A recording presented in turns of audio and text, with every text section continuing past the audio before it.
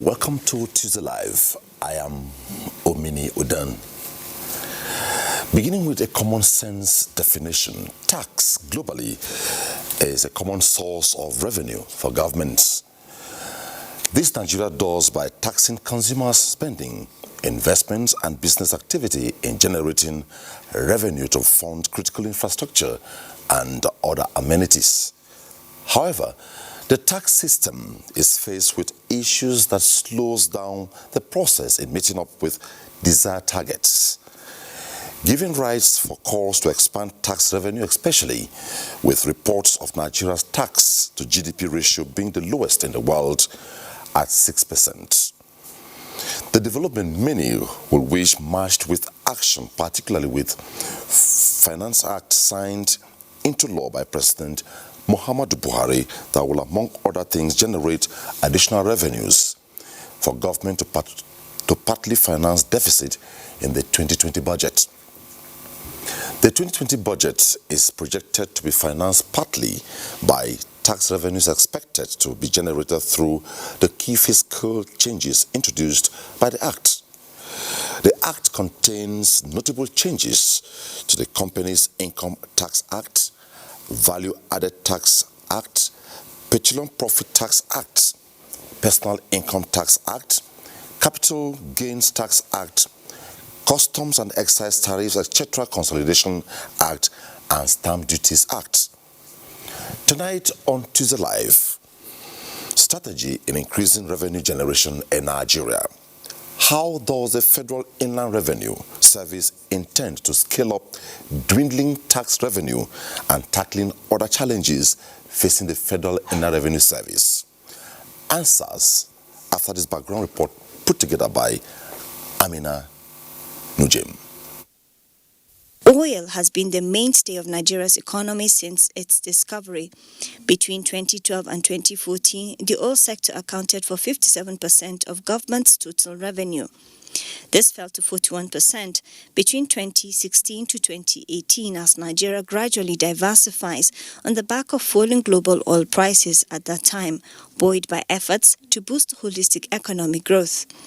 With a widening infrastructure deficit, increasing revenue sources became imperative as government strove to reduce the tax to GDP ratio, which hovered around 6%. President Muhammadu Buhari in 2019 raised the country's revenue goals for 2020, putting budget revenue target at 7%. History was made. The budget calendar started the decade on the first day of the year, supported by the Finance 2020 law. It availed policymakers an opportunity to enhance tax reforms targeted at granting relief to small businesses, thereby opening the gates for more viable ventures to emerge. The 5 strategic objectives of the law are designed to achieve increased but necessary changes to Nigeria's fiscal laws in line with global best practices. The finance bill is largely providing relief for businesses, is improving the business environment for the insurance industry, as well as for transactions in the capital market. Luxury now comes at a cost, as the law raises value-added tax from 5% to 7.5%.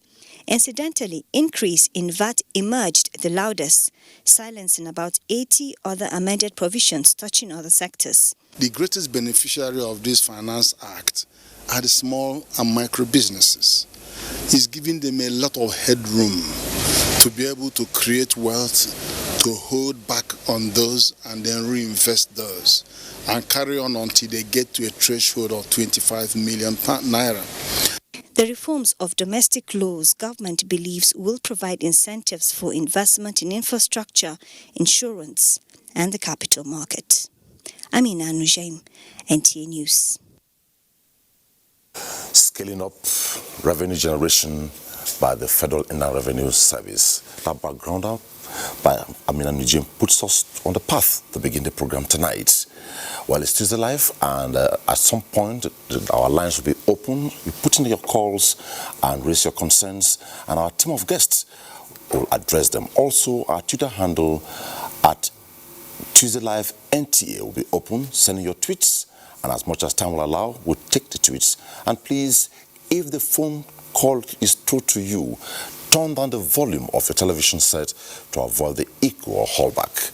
Tonight, I have with me the Executive Chairman, Federal Inland Revenue Service, Mohammed Maman Nami. Thanks for joining us on Tuesday Live tonight. Thank you, sir. Thank you for having me. Mohammed Kudu Adamu, SC to the Executive Chairman, Federal Inland Revenue Service. Welcome to the program. It's my pleasure. Gabriel Ogunjemilusu, Director Tax Policy and Legislation Department. Welcome to the program. Thank you. Good evening. And joining us from our Lagos studios, we have Lucky Obodeke. Lucky Obodeke is the head Large Taxpayers Audit Lagos, and Tajuddin Akonde, Director Africa Regional Board of PKF International, representing West Africa sub-region, also in our Lagos studio. Gentlemen, good to have you on Tuesday Live tonight. It's a pleasure to be here. We're good to go. Also, Ogili Eneche. Ogili Eneche is in our Kaduna studio. He's a chartered accountant and tax practitioner. Hello, good to have you on the program. Good evening. Thank you for having me. On the program, Tuesday Live tonight, we are taking a look at the Federal Inland Revenue Service scaling up revenue generation in Nigeria. And all this is about the recently signed into law 2019 Finance Act. And if you look at it, the entire gamut, it is to be driven by the Federal Inland Revenue Service, working hand in sync with other planks to drive it effectively. But quickly, let me start with the chairman. Shortly after your appointment, you hit the ground running, apparently because of the charge given to you by the Honorable Minister of Finance. And one strong statement you made to Nigerians, which was like a pledge, was the responsibility bestowed on us is critical to the smooth operations of the various tiers and arms of government in Nigeria, and by implication, the well-being of the Nigerian people. How do you mean? Good evening, Nigerians. Our job at FRS is to assist the federal government in implementing, in tax administration in the first place, and in implementing the provisions and the exemptions that are contained in the recently signed Finance Act. Having said that, by the time I was sworn in the statement I made via that speech was that the implication of it is that FRS responsibility is to ensure that we raise revenue, which target is about 8.5 million naira, 8.5 trillion naira, for purpose of implementing the 2020 budget estimate as signed into law by President Muhammadu Buhari. Before now, and if you look at even the budget projection, you will discover that there is a deficit of over 2 trillion naira, which has now forced government with no option than to go and seek for loans to finance the over 2 trillion deficit that is provided for in the Finance Act. That is statement number one. Number two, the government has come up with the Finance Act with a lot of incentive for the small and micro business enterprises. The implication of that is that a company with cumulative turnover of up to 25 million will no longer pay VAT and will no longer remit VAT that it ordinarily needs to charge on invoices in the course of its services to its customers, and the same company will no longer pay company income tax to the Federal Inland Revenue. It has become a very daunting challenge because while government need a lot of revenue to implement its budget, the budget estimate, it has equally given a lot of incentive to taxpayers which ordinarily would have collected these tax revenues from.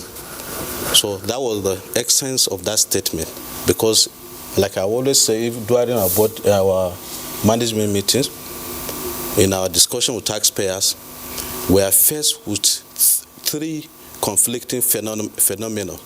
The first one is to raise revenue of 8.5 trillion for a government that have equally given incentive to tax some threshold of taxpayers. Second, the third conflicting phenomenon is that we require a lot of money to be able to deploy technology, to be able to put certain structures in place so that we ensure ease of paying taxes to taxpayers. So that was the basis of that statement. Okay, proceeding, without necessarily going to specifics yet, when the 2019 Finance Act was signed by Mr. President, and we sustained conversation across various platforms, particularly on the NTA network. Now, we heard so much. It's as though this whole thing is about VAT, VAT, VAT. Here we hear a lot about it. Can you, in summary, let Nigerians know what, in simple terms, this whole thing entails? Thank you very much. Good evening, Nigerians. First and foremost, in tax administration, there are a lot of issues. One, there are some gray areas that were not clear before. Finance bill came and cleared those areas. There are some areas that are negatively correlated to tax collection. That means if you're expecting higher revenue, those incentives are not supposed to come in. But government, under the ease of doing business and under the urge to relieve common man of burden, threw in those benefits into the tax law. Thirdly, there are a lot of conflicts, there are a lot of disputes on taxes that have been charged, resulting from lack of clear understanding or lack of clarity in some of the sections of the law. The finance bill has come and cleared those gray areas. Now, what we need to do is to say, okay, we have understood it. This is the direction of the government. This is the law. This is our procedure. We now need to issue what we call information circular to bridge the gap between the understanding of the law and our operations, so as to enable smooth running and operationalization of the Finance Act 2020. As far as that act is concerned, it's the first major breakthrough by government. We have seen so many amendments to the law, but none has ever come so clear and so targeted at relieving the burden of common man, so targeted at easing business for the startups. When I say startups, I mean those coming into business. A lot of anti-avoidance and anti-evasion principles have been embedded into previous laws that looks punitive to startups. The current Finance Act has eased off those things. And I believe if they honestly follow the law and comply with the current law, we are good to go. So it's not just all about VAT, VAT, VAT. VAT is just a component of it. It's just a component of it. Okay. Gabriel, let me just ask you, could you tell us what is the nature of Nigeria's tax system? Imagining that this law was not in place, but the law is in place now, and possible areas this law will clear, given the tax nature we had already in place. Yeah, thank you, and good evening, Nigerians. Before this law, we have a lot of ambiguities in the laws, uncertainties, a lot of things that are not clear to the taxpayers. Even to the revenue, the tax revenue, the administrators. The Finance Act came to give some kind of clarity and also to simplify some of the computations in taxation. Now with this Finance Act in place, there are some things that are now well defined. We don't need to think whether this one is this or this. We spend a lot of time giving clarification to taxpayers while they're asking for FRS positions. But now that things have been well spelled out in the Act. So it's more, the understanding is clearer. With it also, it is expected that taxpayers will have better understanding, and we encourage compliance, because if the tax law is cumbersome, the compliance, even if you affect the compliance level, now that is simplified. I can say that yes, there's still a lot of room for improvement, and we have had the Honorable Minister of Finance and National Planning said that it's going to be an annual basis. That means our tax laws will no longer remain static as it used to be in the past. You can just imagine the last amendment that we had in our tax law happened in the major amendment was 2007. Another one, the 2011 was just one, maybe on Peter alone. So that means we are using the law of today to administer, the law of 20 years ago to administer the operations of today. So there are a lot of gaps. And also it will have effect on the revenue generation. I mean, definitely when things are simpler, you expect that taxpayer will comply, and definitely the tax, and also the encouragement they have given in terms of incentive to taxpayers will also boost the economy, and it makes more people to company to make more money, and tax will come, and we expand the tax net. So it will definitely help change a lot of things in the tax law, in the tax administration. Now, let me go to Lagos, and my first shot in Lagos will be to the Director of Africa Regional Board of PKF, Tajuddin Akonde. My question to you is, within the African Tax Administration Forum, would you say this law has properly streamlined everything, or would there be a conflict looking at the governance process of taxation, Nigeria and the forum?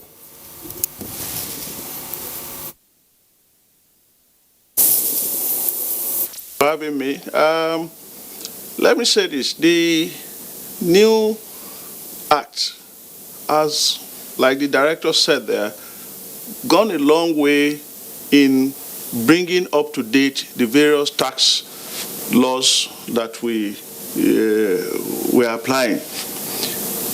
In terms of being in harmony with what is happening within the African region, I can tell you that when you study this new act, there are a lot of provisions there that you could even say we are one of the first to comply with the recommendation of the OECD. That's the Organization for Economic Cooperation and Development. Take, for instance, the issue of bringing digital economy into the tax bracket. The VAT, because the rate that we are using here is far when you look at various jurisdictions. The issue of the clarity that has now been provided in terms of taxable profit and dividend declaration. There are a lot of gray areas that has actually been cleared. Most of the significant, provisions that you have now has to do with clarity that in areas where a lot of tax practitioners and taxpayers have been having conflicts with the revenue authorities, some of the cases that has gone as far as been tested in the courts. Now, you don't have those ambiguity, and you expect that tax administration will be clearer. Let's remember, there are 4 fundamental principles. There are more than, but the key ones in terms of good tax policy, as propounded by, the economist Adam Smith, going as far back as 1776. Your tax policy must be equitable and fair. There must be certainty in terms of the incidence of tax, what is taxable, the amount payable, when it is payable. The tax system must provide situation where it is convenient for the taxpayer to pay. And of course, the 4th one is the issue of efficiency in tax administration. Talking about the cost of collection from the revenue authorities and the cost of compliance, even both from the revenue authority and the taxpayer. So to the extent that a lot has been done and provided in this new act to make things simple or simpler than it was before, to also attempt to widen the tax net and lessen the burden on the poor, SMEs and all that. I would say is a welcome development, and it has brought us substantially in compliance with what is happening in other jurisdictions. The head/large taxpayers audit, Lucky Obodo AK. You are in Lagos, and one of the worries, maybe to all the lay people, is are we likely to have issues of functional overlaps, or has this law taken care of it? Without necessarily looking at multiple taxation, we'll come to that. Do we fear that we'll have functional overlaps?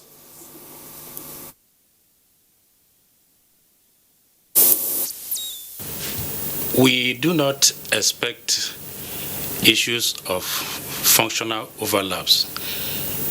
The amendments that came with the Finance Act has actually tried to bring better clarity. There will be no issues of functional overlaps. The amendment principally brings situations that have brought clarity to issues that have bothered a lot of taxpayers and practitioners too. And with these amendments, it will be easier for auditors, for consultants, for taxpayers to do their assignments and comply accordingly. Okay, let's now go to Kaduna before we come back to Abuja and address the chairman. Now, Eneche, you are a chartered accountant and tax practitioner. Given what is on ground, one would say that the path has been clearly laid for a seamless tax governance in Nigeria.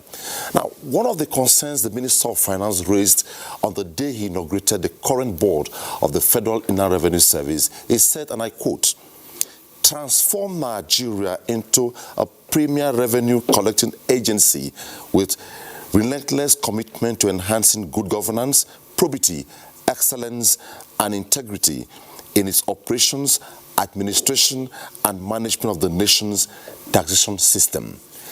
With this in place, we see a huge challenge and burden on the private sector where you belong. If you want hand in sync with the Federal Inland Revenue Service, what's your projection in the next 1 year within the tax governance system in Nigeria?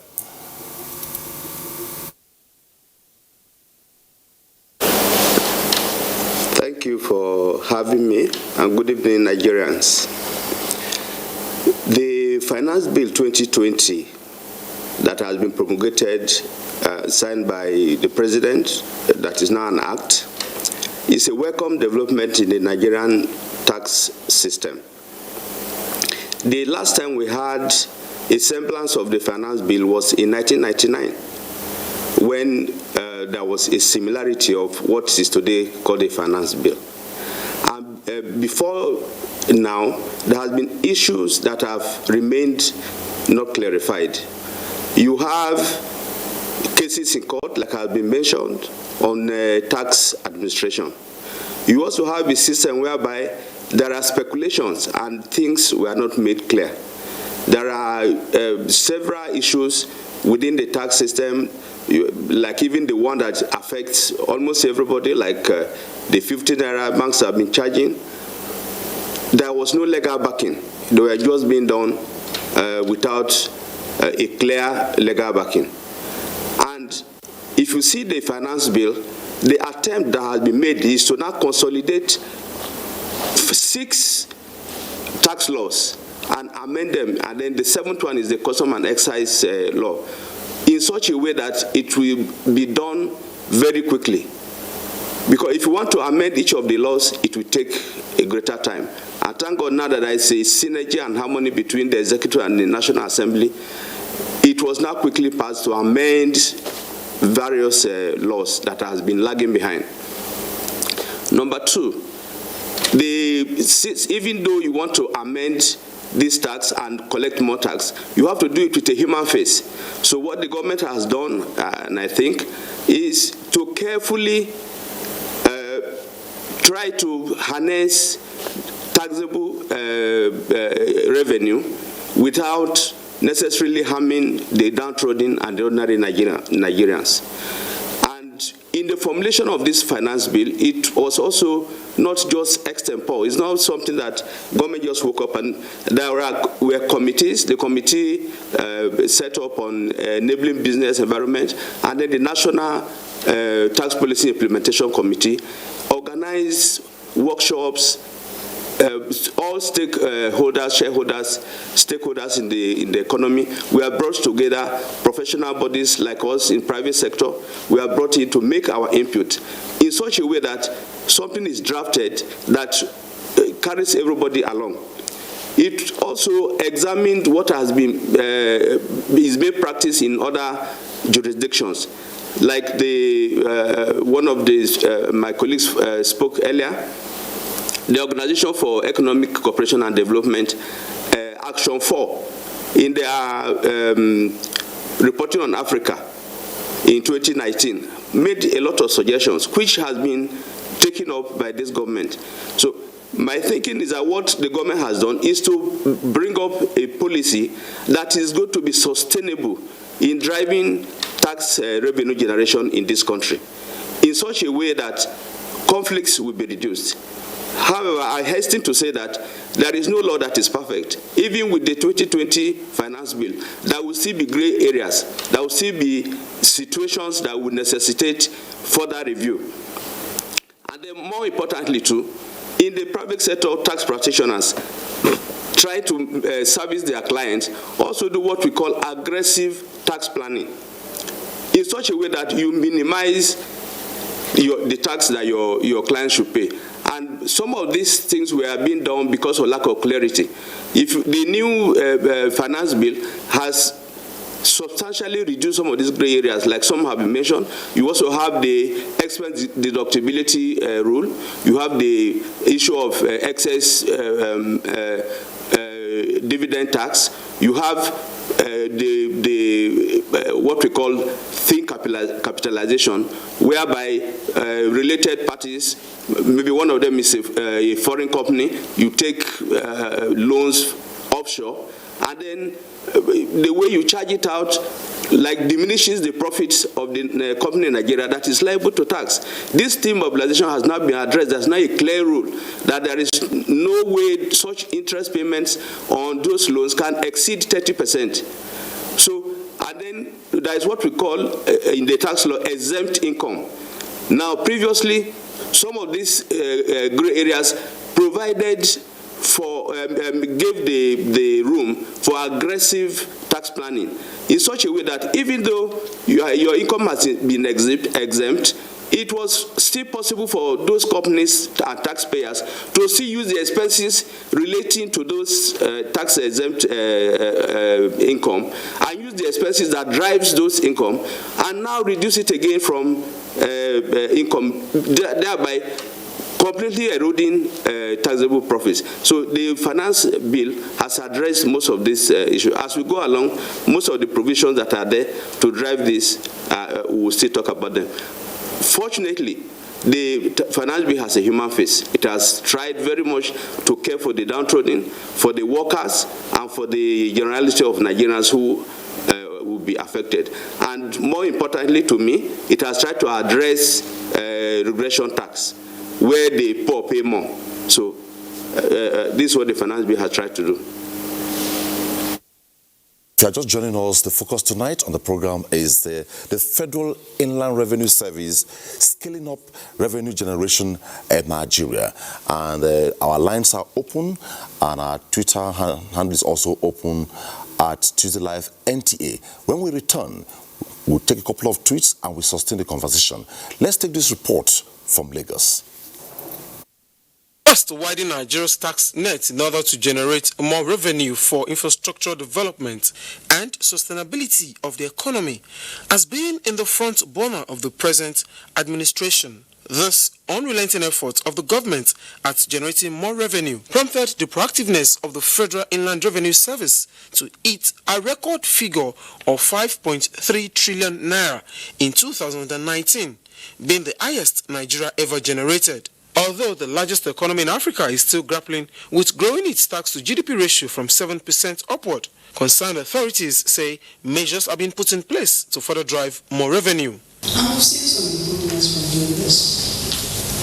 By September 2019, the revenue collection that was reported was 81% compared to the budget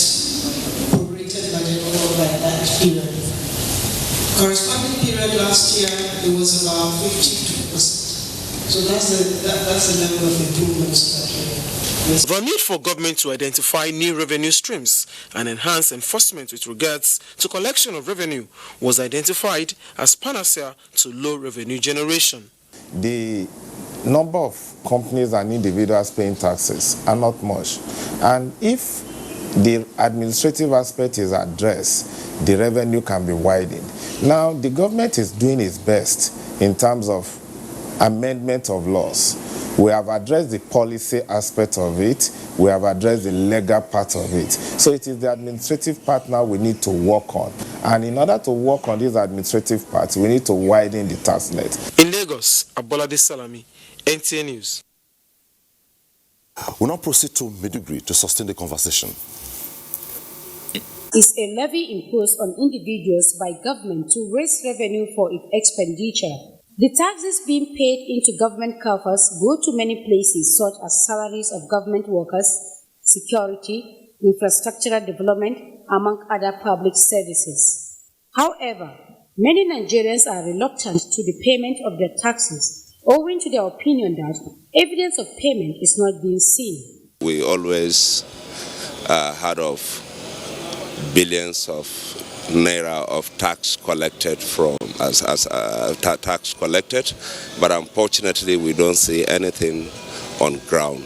But it is very important in economic life of the nation. Provision of necessary equipment for the civil servants, where they're supposed to use it to boost their morale in the office. Nothing. If I have the opportunity, I would have loved not to pay it again, because before I receive my salary, everything has been deducted. Tax is a source of revenue for the federal government to carry out government activities. But the truth is this: somebody might say, I won't pay tax. Why? Because I am not benefiting from what the government is doing. It doesn't have direct bearing on my life as a Nigerian, so I see no reason to pay tax. What matters in this case is accountability. Tax evasion and avoidance amongst adult and business owners was attributed to lack of awareness, enforcement, accountability on the part of tax officials, and accomplishment of developmental projects. In Maiduguri, Pauline Kujevana, NTA News. Thank you so much. Those reports have sustained the conversation. Our Twitter handle is still at TuesdayLive NTA, and our phone lines are open. Back in Abuja, Mr. Chairman, you recently offered a 30-day window to enable taxpayers obtain tax clearance certificate. What informed this? Thanks for that question. When I came on board, and let me go back a bit before I even talk about coming on board. I practiced tax for like 26 years before I was appointed as chairman of Federal Inland Revenue. As a practitioner, I have understood the way and manner tax clearance certificates were processed, and before I was appointed, I was in a position to know the actual issues that affect the process of tax insurance. You will know that for every taxpayer, if he wants to do business with a bank, if you want to come to NTA, for instance, for contracts, if you are applying for licenses renewal, or you want to register your business with some key organizations, you are required to submit TCC before that application will be processed and or approved. Having understood the importance and the pains that some of the taxpayers pass through for not having TCC, you will also discover that an ministry department and agency will advertise for contract that people should express interest to get shortlisted for certain services. If you do not have tax clearance, is one of the criteria for which the application would be rejected. So, having understood that position and the pains that normally bring to a taxpayer, I decided to say, okay, let's do it this way. If you have paid your tax liabilities up to date, you are considered to be eligible for tax clearance. You are expected to go to the tax office very close to your business, apply for this tax clearance so that the certificate is issued to you for you to be able to generate, to be able to win this contract, apply for bank loans, do this registration, 1 or 2 registration for you to be able to generate money through which you will now be able to pay tax to government. If a taxpayer, maybe a construction company that is ordinarily expected to submit his tax clearance to management of a ministry or a department or an agency, does not have that tax clearance, for him to be considered for that business opportunities, then our work in the FIRS will be limited, because until you have tax clearance to do business, we will not have that chargeable, would not have, the taxpayer will not be able to generate income to be able to come to render returns to FIRS for us to be able to collect tax for government. That is number one. The issue also that we put into consideration as a team was, now that there are certain thresholds, we also know that if we do not give tax clearance to eligible entities, they will not be able to carry on certain businesses for them to be able to come back to us with certain chargeable profit, which will be the basis for which we are going to raise taxes in the year to come. So this is one of the reasons why. Then the second reason is for us to provide or demonstrate what government expected or is expecting of the business environment in which the taxpayers operate in. If you can walk into a tax office within 1 or 2 weeks, you are given tax clearance as it is required in tax law, you have been able to support the government bid to provide for an environment of ease of doing business. Okay. So these were the fundamental basis for doing so. Okay. Yeah. Now let me address Mohammed and Gabriel through these tweets. A couple of tweets have come in, and the first one here comes from Window Titus. Payment of tax is the responsibility of every citizen, if only it will be used for their benefits, but not so in Nigeria, because the tax collectors waste us. That's what they are saying, that the tax collector is a waster. Now, Mohammed Yunusa, what are the major challenges of the Federal Inland Revenue Service tax payment? That's contrite. Law Alpha, I'm fully in support of finding internal options to raise funds in view of general increment in expenditure profile. Why would the federal government be involved in internal revenue generation and still embark on borrowing whooping sums externally? Hope you're taking note. Yeah. I'm taking the goal, don't have all the time. Omo Ade says, maybe you have this. Those, note some of the points. Can I have it? Omo Ade says, my name is Ahmed Ademola from Abuja. What is the scope for increasing revenue through changes to both domestic and international tax policies? Maybe this question has to go to the man in Lagos if he's hearing. What is the scope for increasing revenue through changes to both domestic and international tax policies? Musa Abdullah in Kochi. I congratulate the new Federal Inland Revenue Chairman.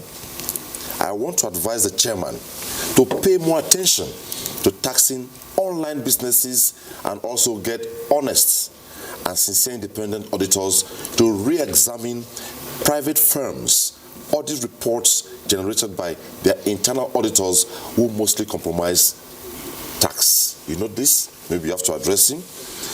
But before I take the remaining two tweets, before we lose the call, our first caller is online, Aliyu. Hello, Aliyu. He's calling in from Kogi State.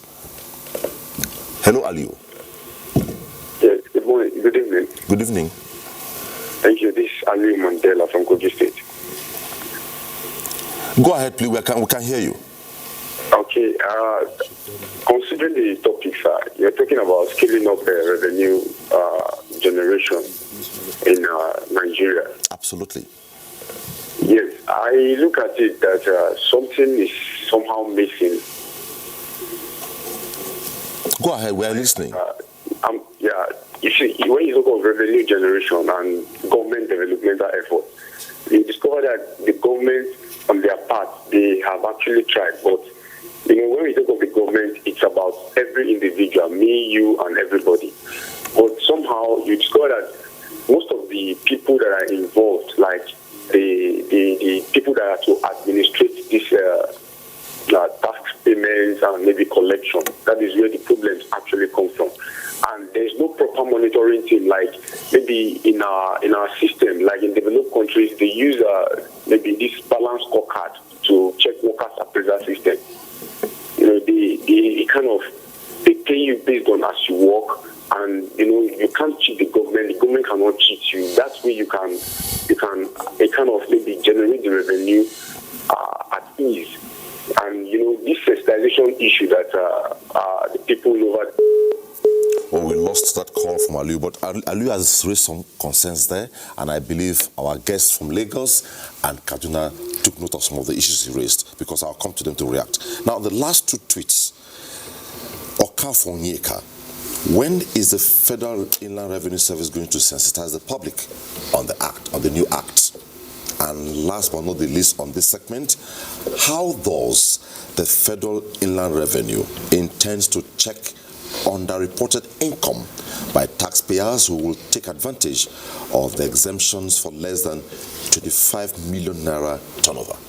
But let me start with the chairman. I think what was raised here is critical. Yes, sir. Regarding the issue of checking. Okay. Thanks for that question. Let me start by the person that asks on the issue of e-commerce. That is a very good question, and it's good that he's asking it during this conversation, so that we'll let Nigerians know that we are aware of the incentives that have been given to particularly the small and micro enterprises, and our attention now will strictly be on the concept of e-commerce. what we intend to do is to deploy technology so that as these transactions take place, the money drops into federation account at that particular moment. Secondly, what we intend to do is to build capacity of our staff. I've always told whoever cares to listen that federal revenue today is about the most blessed government agency in this country. The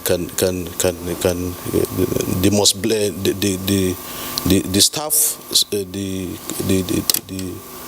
capacity of staff of FRS, I think she's second to none in this country. We have over 1,000 chartered accountants, members of ICAM and SCCA.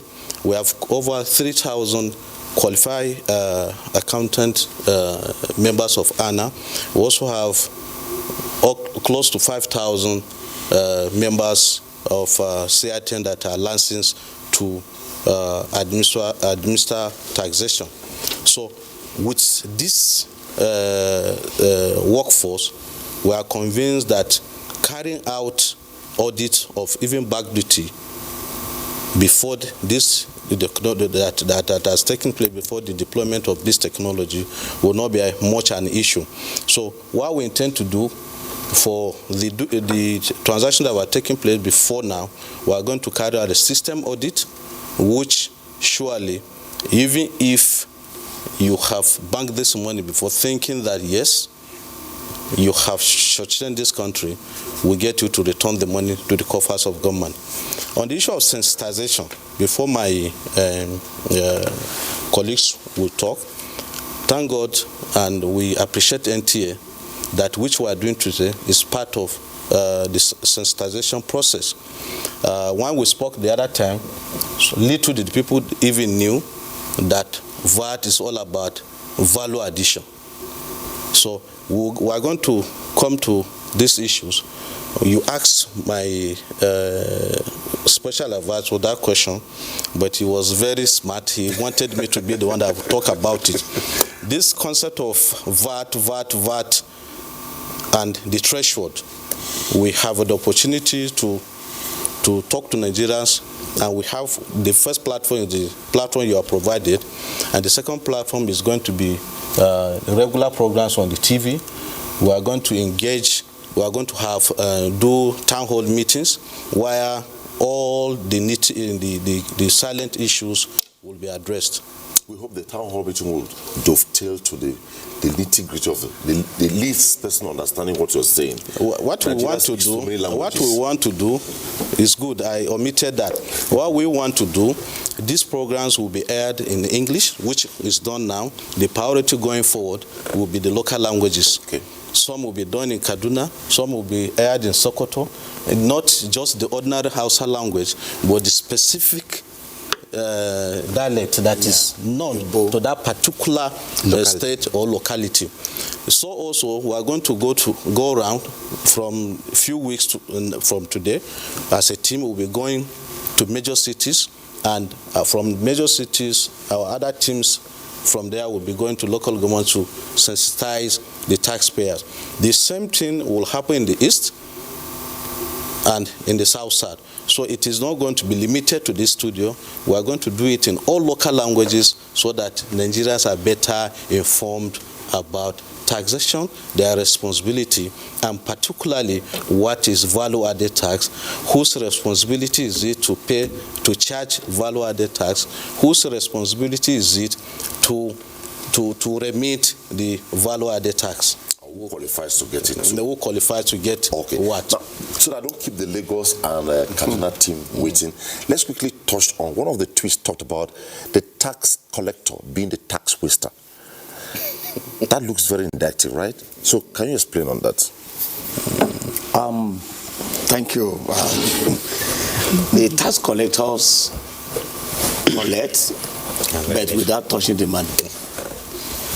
Whatever we collect goes straight to federation account. Fine. And from there, we are given the cost of collection for the purpose of administering the tax. Okay. And I mean, how can we waste money that we collect and go to federal account? And also, it should also be noted that the money that FRA collects goes to the 3 tiers of government: the federal government, state, and local government. It's shared on monthly basis. We all know the Federation and Local Accounting Committee that meet every month. Whatever FRA collects is taken from the Federation account. Accountant General will give account of it and shared. So, but VAT also, VAT that is we are even talking about, 80% of VAT goes to state and local government. Only 15%, 85%, only 15% goes to federal government. So the VAT that is being collected is more beneficial even to the other tiers of government than this. So, and we just have a little pitch cost of collection from it. So a tax collector does not waste money. Because it does not even have access to the money. Exactly. As much as the chairman has talked about the fact that the Federal Inland Revenue Service is one of the most blessed in terms of capacity in Nigeria, one of the tweets is worried about what are those things that are your constraints moving forward to drive this process. What are those constraints? Before we go to Lagos quickly. Thank you very much. First and foremost, we appreciate voluntary compliance because it reduces our cost of administration.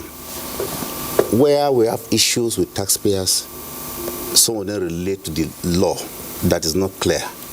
Now it is clear. And I believe this constraint will be addressed. Most taxpayers, what they know how to do is to develop a behavior that is counter tax collection. And also what we do is to enforce the part of the law that will enforce adherence to the law. So ours is to administer the law. Taxpayers, most of them, is to do everything possible to escape the tax. And ours is to keep eye on them. If they are going this way, we initiate a policy that will pick them up from there. Okay. Although, as Awalia said, the Finance Act has already addressed most of the gray areas that make taxpayers to run away from us, and also the gray areas that give us room to impose a lot of things on them. When we get to court normally decides most of this things. But with the Finance Act, I believe... okay, without necessarily stopping you, tonight our Twitter handle is busting already. And if you're just joining us, the focus tonight is Federal Inland Revenue Service scaling up revenue generation. Our lines are open and our Twitter handle is on at TuesdayLive NTA. We have a caller from Niger State, Mina precisely, Aliyu. Hello, Aliyu.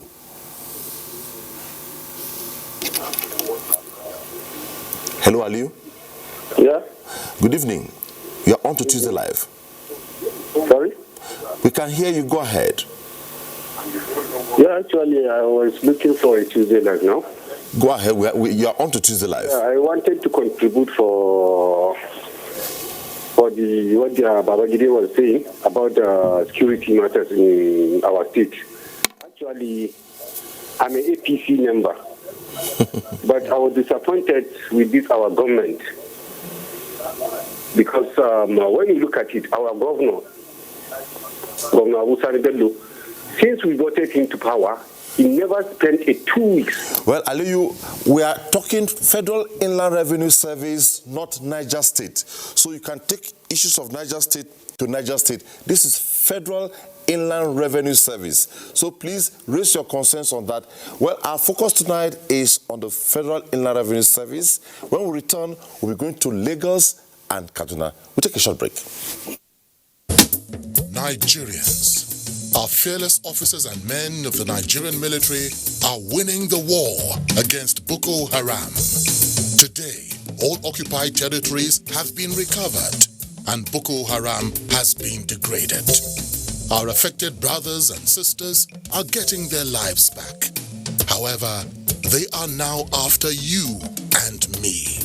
In our mosques, churches, schools, motor parks, markets, entertainment centers, and public gatherings. Be vigilant. Be security conscious. Report suspicious persons, objects, and movements to the police and other security agencies. The security of our nation is a duty for you and me. Nigeria, unite against terrorism. This message is brought to you by the Federal Ministry of Information and Culture. The struggle for independence had been a long and tough one. Our founding fathers and compatriots sacrificed their comfort and even shed their blood. We cannot at this point in history afford to spirit away their sacrifices for immediate but temporary gains of today. Let us emphasize what unites and not what divides us. Working for the unity of purpose with a stronger vision for a better tomorrow. NTA, growing with the nation.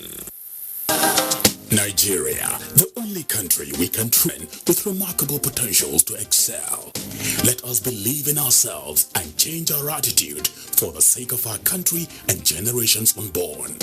Let us revive our cultural values, which are our essence as a nation. Let us renew the spirit of patriotism and hope in our dear country. Do not take or give bribe. Be punctual always. No more African time. We can't expect to be global citizens and operate on African time. Join the queue. Insist that people are attended to on a first-come basis, no matter who they are or where they come from. Nigeria, good people, great nation. Make you report any crooked person, object or wakajugbe movement to police and security agent demo. The security of our nation now work for all of us, plus including me and you. Nigeria, make we unite against terrorism. Now, Federal Minister of Information and Culture bring on this message. Federal Inland Revenue Service scaling up revenue generation in Nigeria. We have taken tweets and we took a couple of reports. We'll now take some other reports before we go to Lagos and Kaduna, where our guests are waiting. We'll take the report from Aba. Major business hub in the southeast, the city sports both manufacturing and production concerns, which generates huge revenue through taxation to the federal government. But the business owners are worried that, in spite of the heavy business financial burden they bear, they are yet to enjoy the expected level of infrastructure development to meet the need of their businesses. The situation, by their estimation, has become so bad that it is having a negative impact on their businesses. The tax is very high. We expect that at least with our tax we could get good roads, we could get some other amenities, because in other countries that is why people pay tax. But that road may also hinder them not to come and buy our goods. So all those roads and potholes and hindrances of the things will make them not to come. The business owners say, owing to infrastructure deficit and the general downturn in the economy, many business owners and even members of the public are finding it difficult to break even, thereby affecting their ability to pay their taxes. For the past how many years now, businesses have gone so low down that we don't do what we used to do in the past. However, we are still very regular in paying our tax to the federal government, no matter how small it is.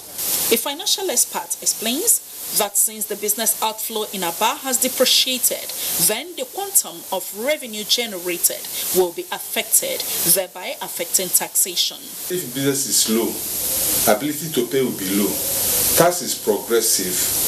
If one is trading and is making profit, he'll be willing to pay more. The tax controller FIRS in Abia State declined comment, but reliable sources confirmed that revenue generation in Aba over the years is low. In Aba, Neka Onu, NTA News. Our next stop will be Enugu. It's not just a law, but a civic responsibility by eligible taxpayer.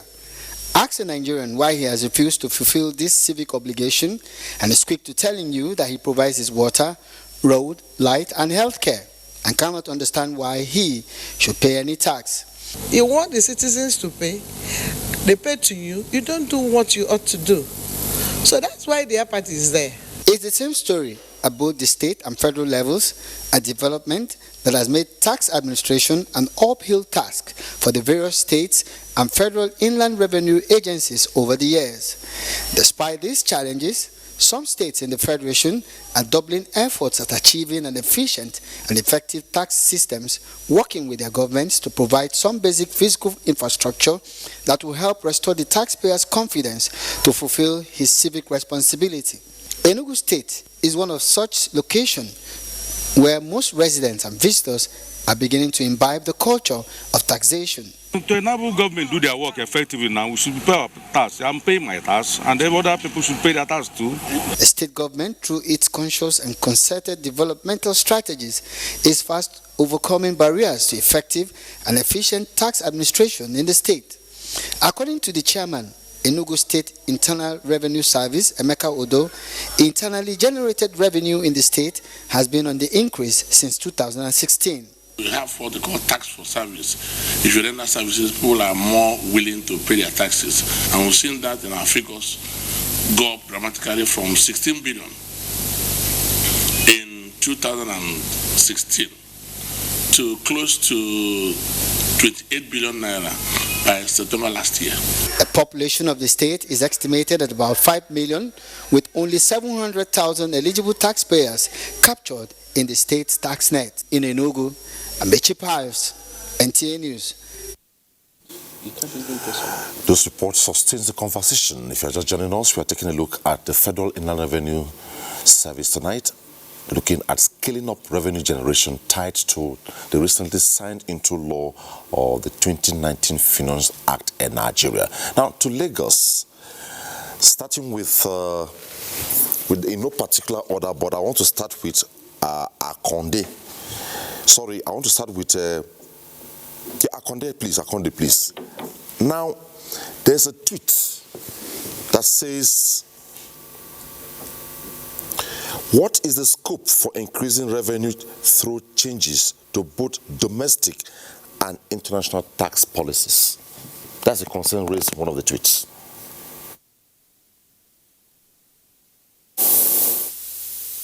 Thank you very much. Well, the scope for increasing revenue from different sources has to do with various factors.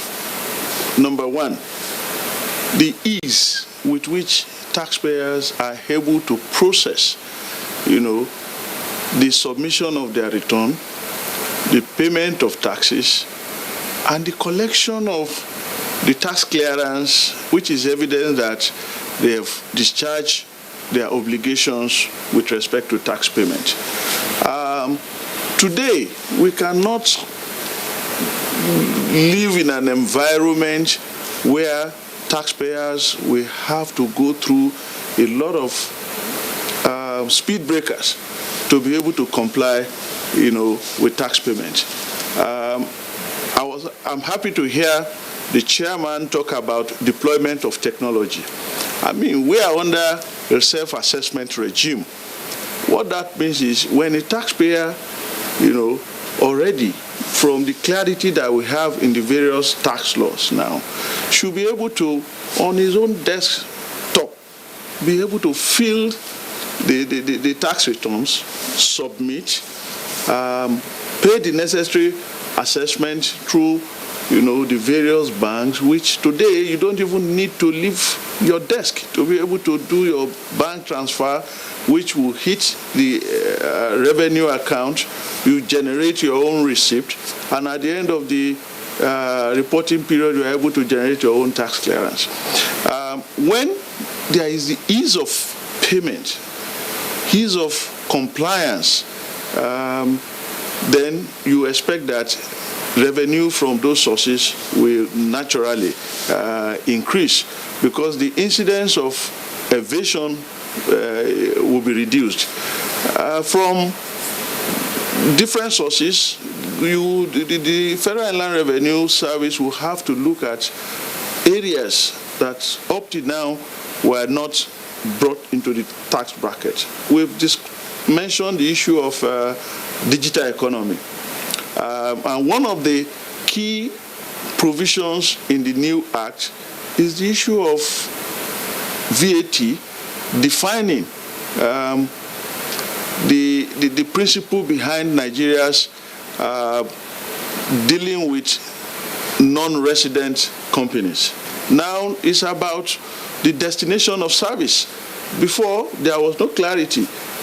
You have situation where a person that lives in Nigeria, enjoys enjoy service which was rendered by a non-resident company or services, and they claim they are not resident, are not liable to taxation in Nigeria.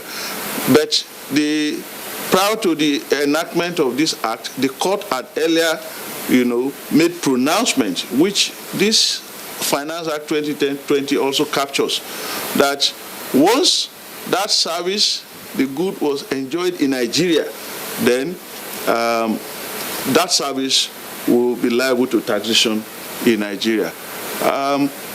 You also talk about, when you look at the issue around importation, or before you talk about having a permanent establishment in Nigeria before you can be liable to taxation. But now, it's not that, because if you enjoy services or goods, if the supplier did not VAT that invoice, this new act has put an obligation on you to self-charge the VAT and remit to the revenue. When we look at all those areas that there has been some clarification, and the FRS deployed resources, especially technology, to drive the process from assessment to collection and to the other administrative aspect of tax compliance.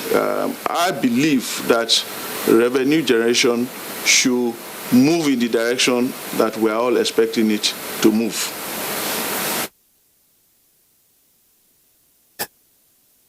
The caller from Mina raised a couple of issues, and one of his worry was, how would we bring in monitoring and evaluation system as we have in other climes, and also the balanced scorecard? How will this work with the new system? Well, the way it will work is that the taxpayers themselves and the revenue officials will have to work in harmony in terms of the expectation. Today, tax compliance is largely driven by way of tax audit. And as a practitioner, I interact with taxpayers, and I know one of the complaints today is that there's too many audits. You getting out of an audit regime, even before the entire process is finalized, there is another audit and there is another audit. We can debate why we have this situation. Of course, you don't need to stretch the imagination or sense of interpretation to know that revenue, out of the belief that there is a lot of tendency for taxpayers to want to evade taxes, will naturally increase the speed of monitoring. The taxpayer, on the other hand, feels harassed seeing a team of auditors every now and then. So the issue is, we must build trust, and there is a psychological aspect of policy implementation, which is what some of the callers or those who have been tweeted were talking about. And some of even the clips that we have seen, people don't want to pay because they believe that they are not seeing the benefit of what they are paying. That is what you call rationalization. No matter the reason, you cannot justify an illegal act. Tax payment is is an obligation to the citizen. But the administrators, government, must understand that mindset of people are there. So managing that administration of taxation in Nigeria must also include managing people's expectation, psychology, and building trust between the citizen and the government. We must have an environment where the citizen believes that their government is doing things in their own interest, in the interest of the citizens. That way, we will be moving in the direction of developed economies where, yes, the tax regime may even be higher than our own, but people proudly says, oh, I pay my taxes, and that is it. We're looking at that regime in Nigeria in no distant time. Last question was meant for Lucky, but asked differently. We know that this act is actually there to streamline everything, but what are those things that will be put in place to reject the taxpayer in Nigeria? That confidence somehow dropped, and with all the innovations in place, it will need a lot of value mindset reorientation for the taxpayer to be rejected. What could be done?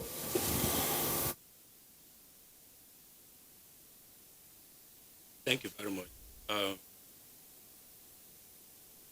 Yes, the expectations of taxpayers. I think let's address one fundamental issue that has come out from the clips. Most people want to have an equal benefit to the amounts that they pay. This necessarily is not the case with tax. The benefit you get is not at par with your tax contribution.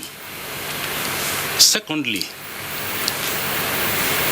because we run a federal system, you have tax collection at the federal level, which the FRS is anchoring, and you have the state internal revenues, and at the local government level, there are also revenue collections. Most often, emphasis is on what comes at the federal level. And indeed, what comes at the federal level, as my colleague has rightly said, is not meant for federal government only. It's appropriated and distributed to the 3 tiers of government. So the utilization of those funds from the federal to the state and local government is important. Many a time, when people talk about federal land revenue, they say, oh, the federal government agency, what are they doing with the money? But we are aware that most states are actually financed by allocations that come from the federation account. And federal land revenue is a major contributor to that purse. Now, coming to the issue of how we are going to drive the system so that we will build confidence. Yes, one of the ways of building confidence is ensuring that there is clarity. And the Finance Act 2019 has brought clarity to a whole lot of issues that were ambiguous in the past. There are many of them. There are also parts of the amendment that will bring in additional revenue for government.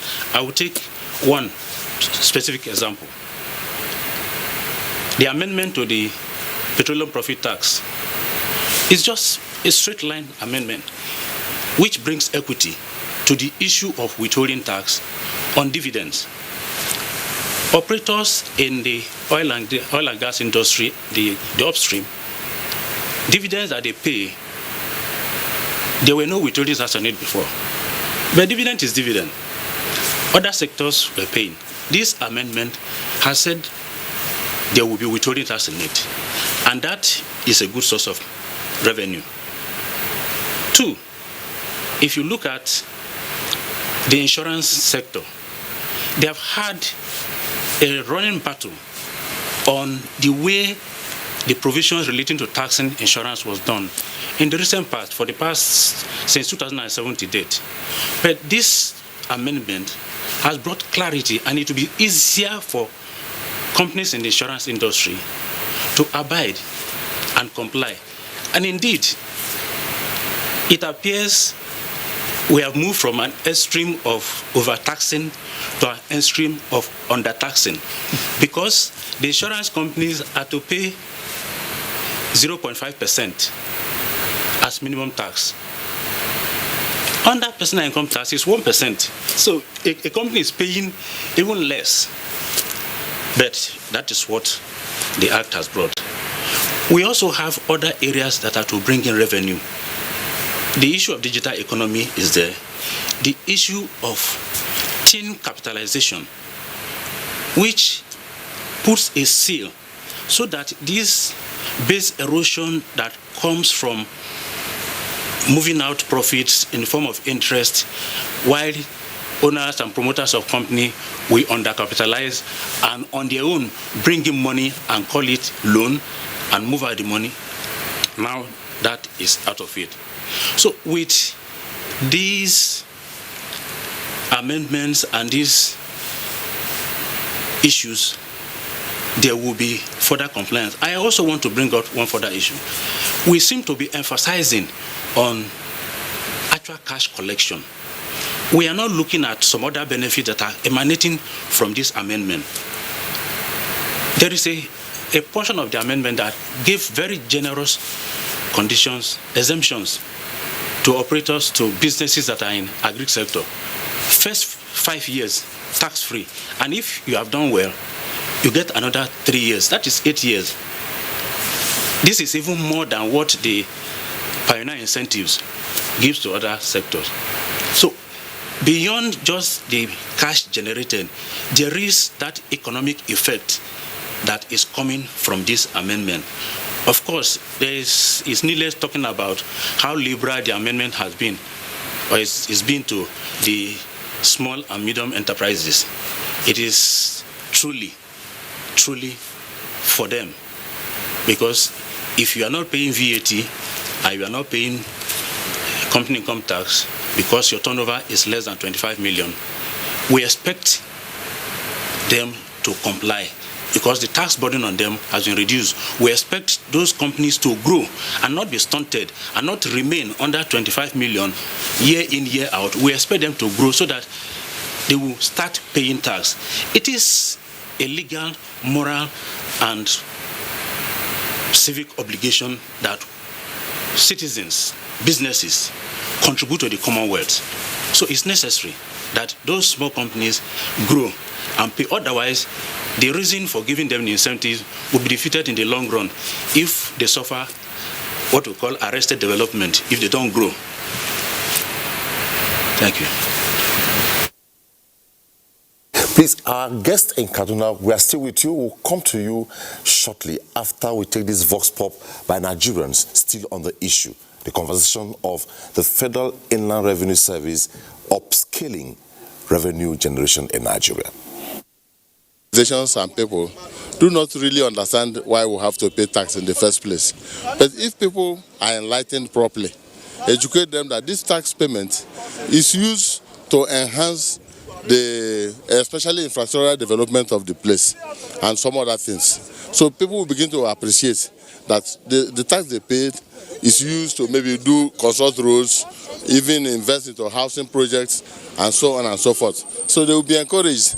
But where they don't even know why they have to pay tax, the tendency is that people will always like to evade payment of tax because they will see it as if somebody wants to just collect their money and get away with it. Well, I feel number one is awareness, you understand, to the general public. You know, when there is a lot of awareness and then and different form of awareness, letting people know the importance of it, the benefit, which I believe a lot of Nigerians are not happy about the benefit. When it comes to the benefits, you know, we have so many things that are not working. We have been collecting a lot of revenue. We used to hear it in the National Assembly when they come on, you understand. So, but if there is this awareness, we see awareness, you know, and people are seeing the dividends, the importance of paying revenue and seeing the effects on the country and the environment. If you check, you understand, you see the effect. Okay, I pay revenue and then this is what I'm saying for the revenue. The FRS itself works toward making sure that this revenue they collect are being used, you know, to the masses. One of the easiest way that we have federal inland revenue to generate good money is to try and see how the liaise with CSC. At the registration point, they should know how many companies have been registered. And I think by the art of CSC, even if you are not working as a company registered, there is a certain percentage you're supposed to pay to government. So if they can liaise with CSC and also with banks, that's where the whole transaction takes place. So it will be easier for them to get more money. The tax system needs to be restructured because many people don't pay taxes. The big companies, the multinationals, the oil companies, they have not been faithful to generation of money via taxation, unlike what happens in other countries of the world. A place like UK, for instance, they don't have, apart from the oil that is in the North Sea, it is purely based on tax. That a country like United Kingdom, that has everything, all the facilities, the education is on the high scale. The football is generating a lot of money. But unfortunately here, the tax system is very faulty. That is why people who make money, foreign companies that come here, they make money and repatriate what they make, because the system we have, the instruments we have to ensure the full realization of the revenue generated from this organization is not there, it's faulty. So just on summary, it is the faulty system of the tax system that is in the country that makes us lose revenue in very high proportion.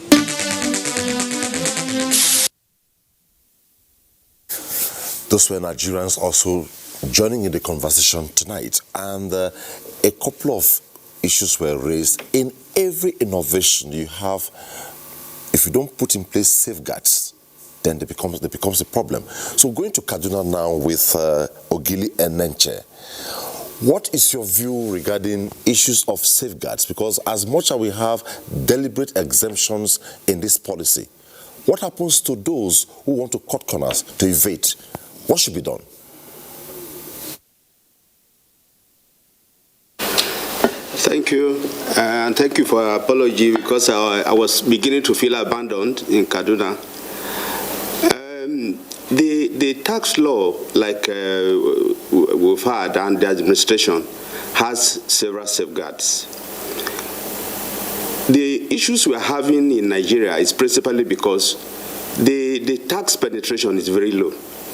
We have just about 40% of Nigerians are tax compliant. And there is also a revenue gap.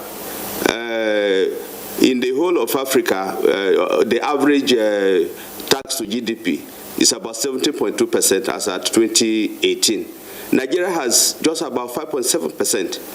So the tax base in Nigeria is very, very low. Those who are paying tax appears to be overtaxed, according to the complaints. Those who evade tax, usually you will hear tax practitioners like us saying tax evasion is criminal, but tax avoidance is not criminal. There are several schemes that are being adopted to do tax avoidance, which is not a criminal issue. But your question, from my own understanding, is that those who do not want to pay tax at all. Now, there are several things that can be done. Number one, FIRS should deliberately begin to do a tax-based expansion to bring in more Nigerians to pay tax. You will discover that the 2016 to 2018 VATs, tax amnesty that was granted to Nigeria significantly raised the tax collection. Now, the FIRS should do tax-based expansion. With this financial bill that has granted a lot of incentives to the low-income earners, small businesses, should use the opportunity to begin to register Nigerians both for personal income tax and for small businesses. There are development banks in Nigeria today that are doing a lot of credit availment to small businesses. This avenue should be used to register and capture all those companies that are subject to pay tax. It is estimated that we have about 17 million small micro businesses in Nigeria. We should make deliberate attempt to register and bring these companies to the tax net. I know that the average Nigerian entrepreneur does not aspire to remain below 25 million naira threshold. So by the time you have registered him already, you can monitor and track. Thank God the chairman is saying that they are going to deploy technology. You use technology to monitor the progress of these companies. Nigerians are not tax evaders per se. As the clips we've been watching shows, most Nigerians don't want to pay tax. If you talk, they say, no security, no water, no light. What am I paying tax for? So the effort of the government now to concentrate on infrastructural development will convince more and more of Nigerians to pay tax. Like one of my discussors has mentioned, the federal system of government has almost rubbished the revenue collection that we are saying. Because of that, at the center, there is no control over what the states do. So if they are not rolling down the dividends of the tax collection that is being collected at the federal level, there is very little the federal government can do. But also, I would advise that Nigerians should begin to see the growth of this nation as a priority. If you see today the resurgence of Nigerian Railway, the increased generation of power, infrastructure generally is a major drive for this government. And it is because of this sustainable drive that they've discovered that loans alone is not the way forward to finance infrastructure. And there is now a deliberate shift to make sure that non-oil revenues are collected to drive this development. Presently, the portion of non-oil revenue to GDP is only 4%. In fact, actually below. So if deliberate efforts are made to bring more and more companies and individuals to the dragnet, the revenue default in terms of tax payment will reduce. If we deploy technology and use, for instance, now that TIN has been legalized as an instrument for operating accounts, these are avenues for bringing more and more Nigerians, both companies and individuals, into the dragnet of taxation. The incentives that has been rolled out, federal revenue should gradually move away from the combative, aggressive and incessant disturbance of those who have come to comply with tax payment. Because some of the beliefs of some Nigerians is that those who have volunteered to do tax are the ones that are being harassed to pay more tax. So, to my mind, all these deductions, incentives that are being offered Nigerians, all the tax reductions are meant to encourage Nigerians to now do business openly, to now have further shareholders fund to reinvest, to grow. So as they grow, most of them, I'm confident, will be willing to pay tax. But those who are not paying, there is a resolution platform. Like has been mentioned before, there is tax audit that are being done, called back duty assessment. There are also special audits, targeted audits. Then you also have the tribunals, which is even being sponsored by the Federal Revenue Service, to try those who are tax defaulters. So these are mitigation processes, arbitration, that is meant to drive the revenue collection. But as long as more and more Nigerians are not brought into the dragnet for tax-based expansion, you find only 40%, and we are not growing.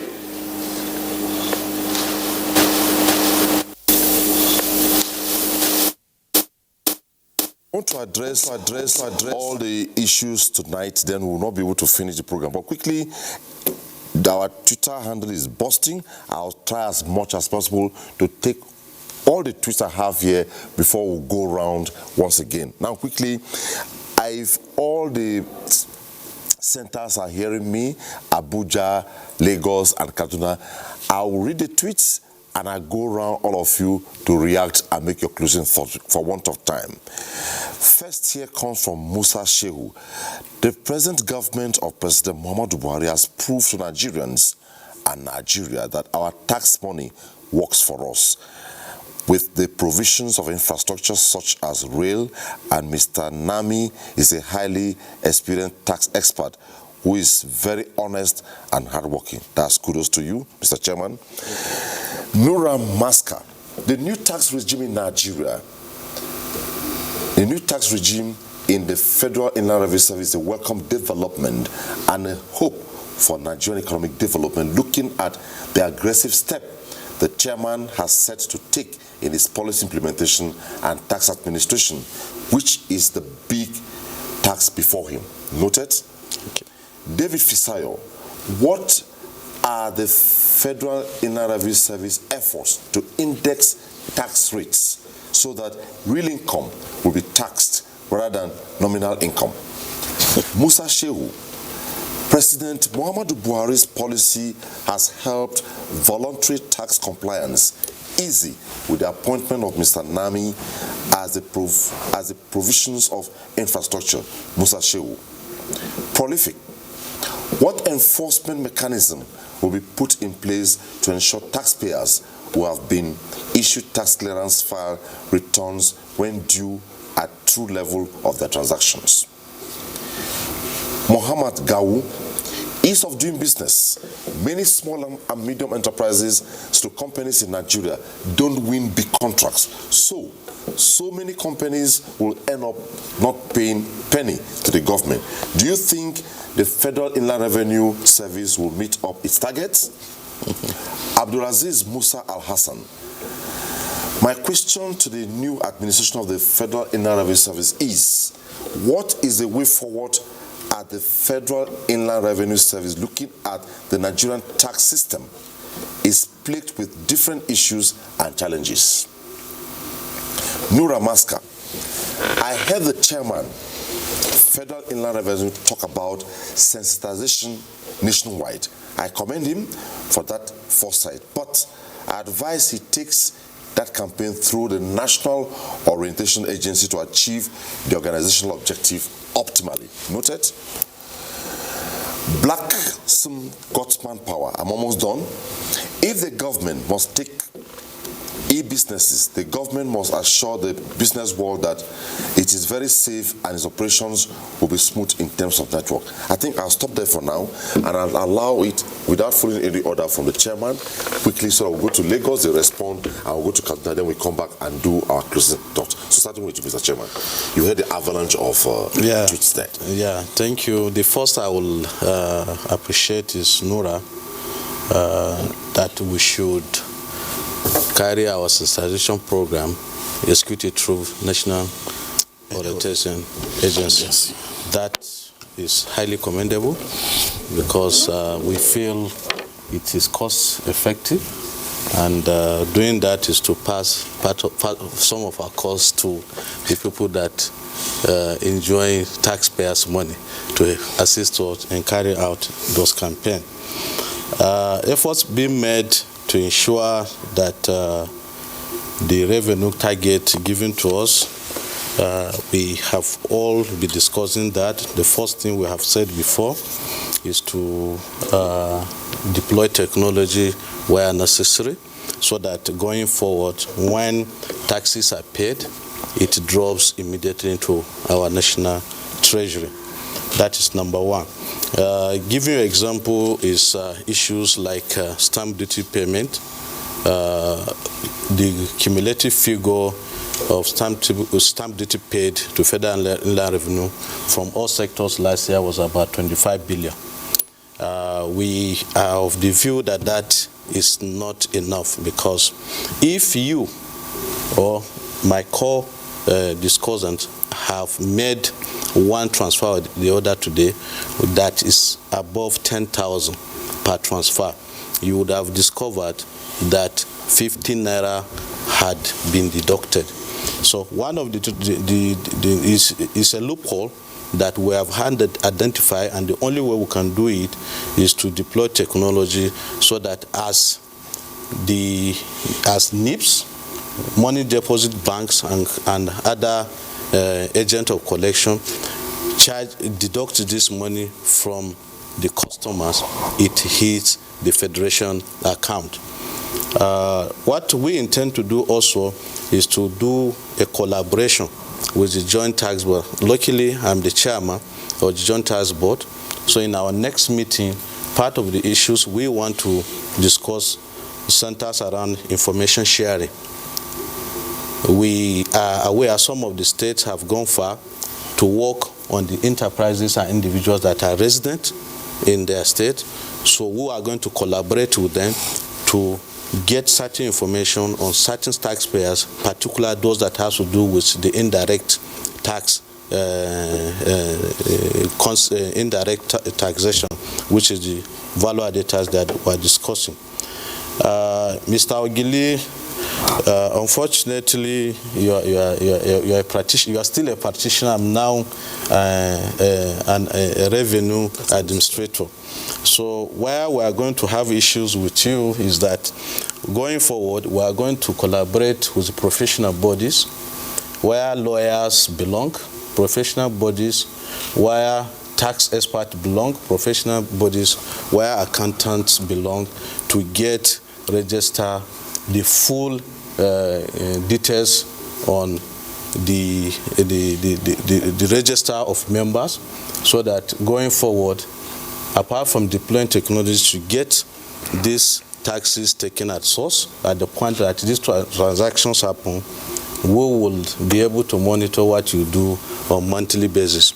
So we are not going to witch hunt. We are not going to make things difficult for taxpayers as you have observed. Rather, we'll just send you a demand note. We are going to put a process in place that a week before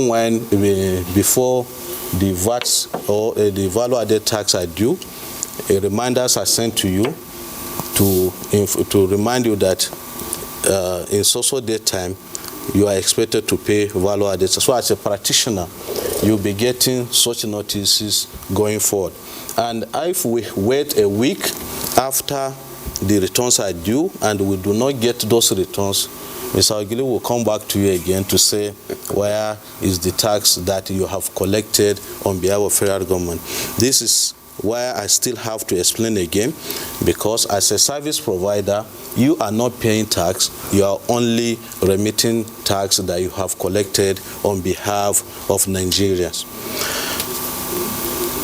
We are of the view too that we should address the issue of the taxpayers that we classify, and the tax payment that should ordinarily accrue to government through the informal sector. For the whole week, as chairman of ATAF, and all my members from about 35 countries are currently in Abuja, and we are brainstorming on this critical issue. One of the objectives of this Finance Act is to promote fiscal equity. So we want to address that concept through our attention by placing adequate attention on the informal sector. You would observe, Nigerians will observe that one salary was paid to me as executive chairman of the FRS, one salary was paid to you as a staff of NTA, certain deductions were made and immediately remitted to the coffers of the tax authorities where our taxes are due.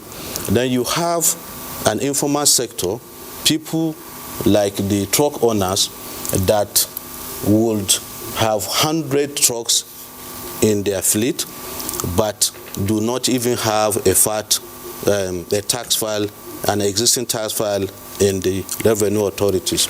That is one. Number two, for those that even have, if you go, the information available in those files are absolutely scanty.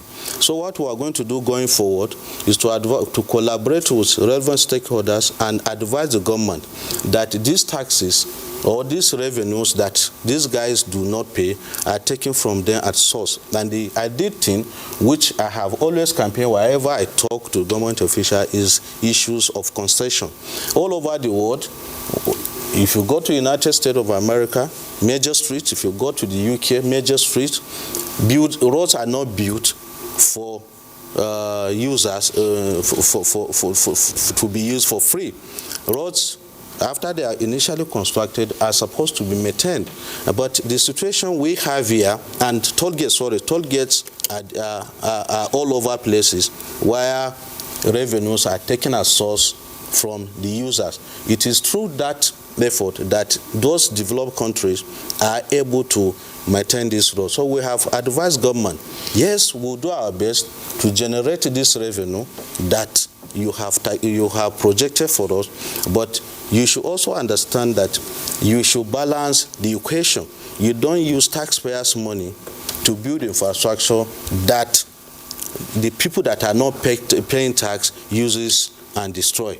Because if you own 100 trucks in Nigeria and you move goods from the southern part of this country to northern part of Nigeria and you do not pay tax, these roads you should know that were built by with taxpayers' money.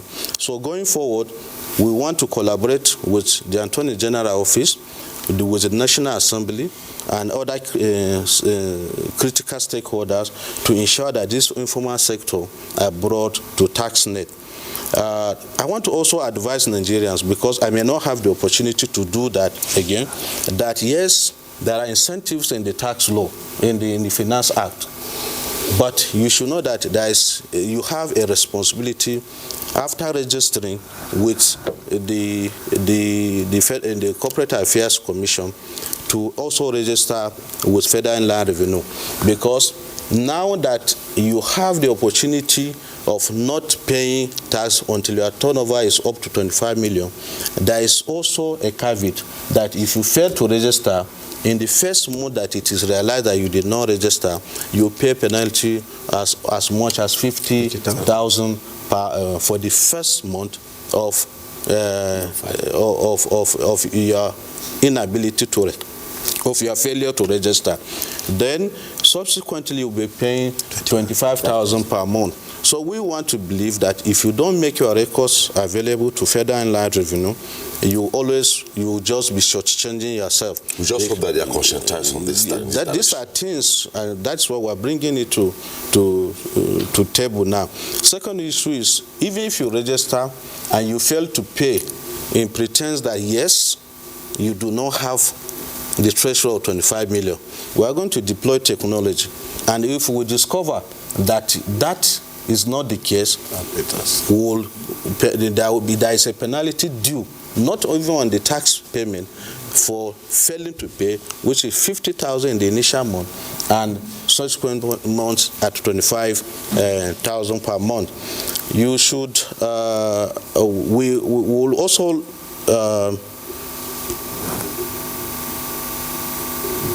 advise the taxpayers to not only register but to keep record, because if you do not keep adequate record, there are issues that you are going to have with Federal Inland Revenue going forward, because we have a huge budget which we have to work hard to generate money for the Mr. President to be able to finance. On the issue of budget, on the issue of audit, my colleagues all over Nigeria, that is, I call every Federal Inland Revenue stars as a colleague, all over Nigeria will bear us witness that contrary to what was obtainable before now, we are trying to return our audit process to that of risk-based audit. And in the process of doing that, we have developed a new audit process, which we recently approved and have circulated. Then we also try to do business in a different way by segmenting the audit functions. We now have large tax audit, medium tax audit, and small and micro tax office audit. And we want to appeal that to our staff that business environment is, as a result of this Finance Act, a foundation has been laid for it to be made easy. And how do we achieve that? This multiple audit that Mr. Ogili rightly raised, we should desist from it. Because the practice before now is that you want to monitor certain taxpayer, then you write a lengthy letter asking for certain information. We want to believe that should not be the case going forward. What we mean by VAT money or tax or VAT monitoring going forward is you go to this taxpayer, remind them of their monthly obligation, ensure that they give you evidence that taxes have been paid, and if that has not happened, then that is why you now exploit the provisions of the law. The Finance Act has not stopped revenue authorities from raising best of judgment. So if a taxpayer failed to file a return and you have gone there, your own business is not to carry audit on the spot. What is expected of you is to assess that taxpayer to tax and penalize such payment to discourage him for future failure to file returns as and when due. Okay. Now, quickly, we need to go to Kaduna, then Lagos, because we are really winding down now. Yeah. So, going to Kaduna, Ogili and Nenche, just 1 minute, just give us your closing thought, no joining of issues, give us your closing thoughts regarding the general issues. 1 minute, please. Thank you. The major thing I want to speak about is the Federal Inland Revenue Service. Much has now been given to them. Digital economy monitoring is not as simple as it is mentioned. For FRS to be effective, they have to be on ground with facilities, people, and technology. I understand that presently the cost of collection that the tax policy director mentioned is only 4%. And with a staff strength of 10,000 or thereabout, offices in 160 locations, motor vehicles, that won't be enough for them to deploy in terms of technology to drive this tax as is being mandated by the finance bill. My advice is that if you really want this the FRS to meet this tax target, the enabling environment also and the infrastructure need to be put in place. Secondly, other financial other institutions of government should be strengthened to perform their role. You look at the NFIU, you look at EFCC, you look at ICPC, they are supposed to perform their own role. Like the concern we are having that tax collector, tax waster. If there are tax wasters, there are institutions in this country that are meant to curb the activities of those tax wasters. Let them do their job. That is how it is done. Each part of the economy is segmented in such a way that it is monitored for check and balances, so that EFCC, FRS should be empowered seriously to be able to do this collection. Well, that's the much we can take from Ogili Enenche. And at this point, Ogili Enenche is a chartered accountant and tax practitioner. He joined us tonight from our Kaduna Network Center. Thanks so much, and we'll be glad to have you some other time on Tuesday Live. I'm going to Lagos to Tajuddin Akonde and Lucky Obodoeke. You just take 1 minute and do your concluding thoughts tonight. We don't have all the time. Please.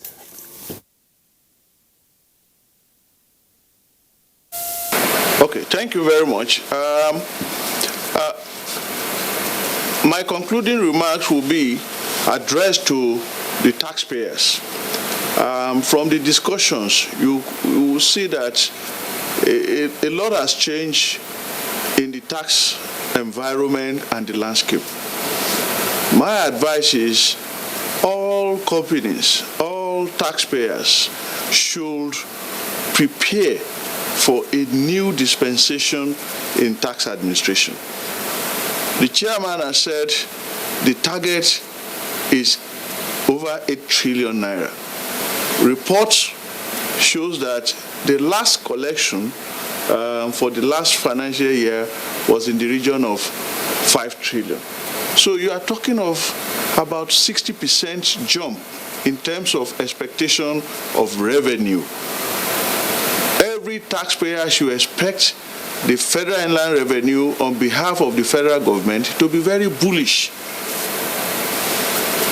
to, soften the interaction. The Finance Act has done a lot of clarification, as we have said repeatedly.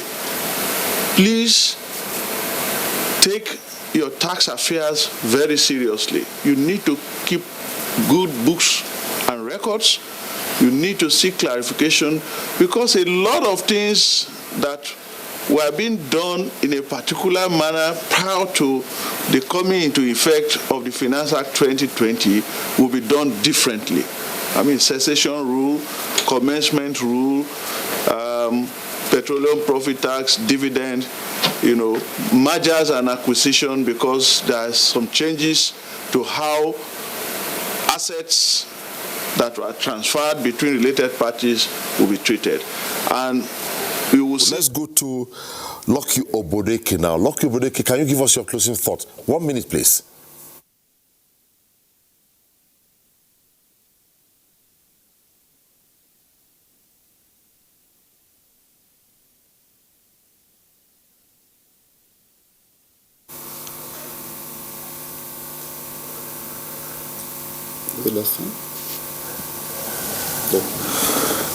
Well, let's take Lucky Obodeke now. Just 1 minute, please. We don't have the time. My closing remarks will be an appeal to Nigerian taxpayers. We owe this country an obligation to pay our taxes, to be patriotic. The amendments that came via the Finance Act 2019, yes, has moved our administration forward. Yet, we have not gotten to the end of the road. There are still other issues that may come up, but this is a major leap forward. We ask tax practitioners, taxpayers, and all other stakeholders to take interest and study the contents of these amendments so that they can adhere to the required provisions and comply. Government needs this tax revenue, and it is our obligation as an institution to strive as much as possible to meet the expectations of government and indirectly the expectations of Nigerians, because whatever is collected is for the good of everybody.